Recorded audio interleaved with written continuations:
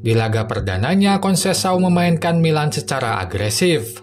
Keagresifan tersebut membuat Milan lebih dominan dan mampu lebih mengancam. Lalu bagaimana taktik tersebut dilakukan? Temukan semua jawabannya di video ini. Conceição mainkan Milan dengan formasi 4-3-3. Untuk komposisi pemain sedikit perubahan dilakukan. Di belakang Theo diduetkan dengan Tomori. Lalu Bennacer main sejak awal di lini tengah. Sementara di depan pulihnya Pulisic membuatnya jadi pilihan awal. Yang patut diingat adalah posisi Fofana, Bennacer, dan Reinders karena akan dibahas lebih lanjut nanti. Di laga perdananya ini, Conceição mainkan Milan sangat agresif. Saat lawan mulai kuasai bola, Milan lakukan high block. Mereka tampak menekan lawan sejak awal. Tampak semua pemain Juventus ditekan Milan di pertahanan. Reinders dan Bennacer meninggalkan posisinya di tengah untuk menekan lawan. Tekanan ini membuat Juventus kesusahan lakukan build-up dari belakang. Mereka banyak kehilangan bola sehingga Milan bisa kembali menguasai bola. Misalnya saat Savona umpankan bola ke Yildiz, bola bisa dipotong Theo. Theo pun umpankan bola ke Gimenez. Tekanan intens tersebut terus berlanjut saat bola sudah ada di tengah. Kembali gelandang tengah Milan jauh meninggalkan posisinya untuk menekan lawan. Bennacer, Reinders, bahkan Fofana ikut menekan lawan di depan. Taktik ini sebenarnya riskan utamanya saat Fofana meninggalkan posisinya. Sebab ia adalah gelandang yang ada di tengah dalam formasi 3 gelandang. Artinya saat ia meninggalkan posisinya akan ada kekosongan di lini tengah.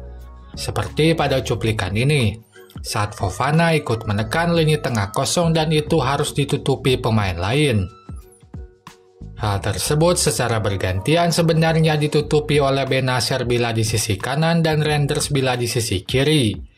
Misalnya saat Fofana maju untuk menekan lawan pada cuplikan ini, posisi tengah diisi Reinders hingga tidak kosong. Pola bertahan ini membuat Milan mampu lebih dominan dan menekan Juventus. Namun pola ini juga yang buat Milan kecolongan. Satu momentum didapat Juventus untuk mengeksploitasi taktik bertahan Milan. Pada cuplikan ini Emerson menekan lawan di tengah. Maka Fofana menggantikannya di sisi kanan pertahanan. Nah, Reinders awalnya mengisi posisi Fofana. Tapi Locatelli malah main lebih dalam sehingga ia terpancing menekannya dan membuat lini tengah kosong. Di sisi lain, Vlahovic main lebih dalam sehingga dua bek tengah pun tak ada yang mengisi lini tengah. Maka saat Mbangula menerima bola dan lakukan cut inside, ia mampu menerobos lini tengah lalu berikan umpan ke Yildiz. Theo tak mampu memotong bola dan Yildiz pun menerima bola di dalam kotak penalti. Tendangannya menjadi gol Juventus. Sementara itu, saat menyerang, Conceição tampak memainkan Milan dengan build-up perlahan lewat lini tengah. Ia tampak menitik beratkan build-up pada para gelandang. Itu terlihat dari banyaknya pemain di lini tengah yang dia tempatkan saat bola mulai dialirkan. Terlihat ada Bennacer, Fofana, dan Reinders di lini tengah di samping 4 bek dan kiper. Dalam komposisi ini, Milan berupaya keluar dari tekanan lawan dengan umpan pendek.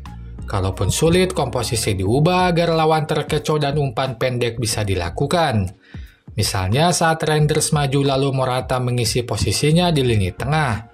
Itu membuat Morata tak terkawal dan build-up dengan umpan pendek bisa dilakukan. Milan pun bisa keluar dari tekanan Juventus. Hal yang hampir sama pun terjadi di lini tengah. Kembali 3 gelandang tengah ditempatkan lebih dalam. Sebaliknya, 2 fullback lebih banyak ikut menyerang. Misalnya saat bola diumpankan ke depan lalu Morata menguasai bola. Pemain yang ada di depan adalah 2 fullback. Emerson ada di depan kanan dan Theo ada di depan kiri. Dengan cara inilah Milan menyerang. Di babak kedua, Conceição masih dominan memainkan Milan dengan build-up perlahan dengan umpan pendek. Kalaupun ada umpan panjang itu dilakukan dari tengah bukan dari belakang. Tapi di menit 69 Megmenyo untuk pertama kalinya secara sengaja lakukan umpan panjang ke Theo. Ini mungkin mengejutkan lini belakang Juventus sebab Milan sebelumnya tak bermain seperti itu. Maka umpan tersebut melambung ke pertahanan Juventus dan mampu diterima Theo. Ia pun mencoba mengecoh Savona tapi gagal. Bola liar mengarah ke Locatelli dan ia lakukan tackle yang menjatuhkan Pulisic. Penalti pun bagi Milan. Lalu apa sebenarnya yang diubah Conceição di babak kedua? Yang diubah adalah lini tengahnya. Masuknya Musa menggantikan Benacer membuat lini tengah lebih ofensif. Kini Reinders lebih banyak maju membantu serangan. Ia banyak berposisi sejajar dengan dua penyerang baik di sisi kanan maupun kiri. Sebaliknya beban build-up di lini tengah diberikan ke Musa. Musa pun diberikan kebebasan untuk ada di kanan maupun kiri. Ia mengcover posisi yang ditinggalkan Reinders yang maju. Tapi mau di kanan atau kiri ada kesamaan yang dilakukan. Saat sudah di sisi lapangan, Musa selalu mencoba masuk ke pertahanan lawan lewat sisi lapangan. Misalnya pada cuplikan ini. Setelah umpankan bola ke Fofana, ia masuk ke sisi kanan pertahanan lewat sisi lapangan. Tak mengherankan itu juga yang terjadi di gol kedua Milan. Ia sedang ada di tengah kanan. Lalu saat Emerson menerima bola, ia maju dengan menyisir sisi lapangan. Maka saat bola diumpankan pada Morata, Morata pantulkan bola ke sisi kanan. Dengan kecepatannya, Musa mampu mengejar bola. Lalu di sisi lapangan, ia lakukan crossing yang memantul ke kaki Gatti. Bola pun malah mengarah ke gawang Juventus. Gol kedua bagi Milan. Itu saja pembahasan di video ini.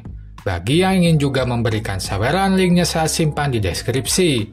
Selanjutnya silakan like dan komen di kolom komentar. Jangan lupa subscribe untuk dapatkan update terbaru dari channel ini. Sampai jumpa lagi di video selanjutnya.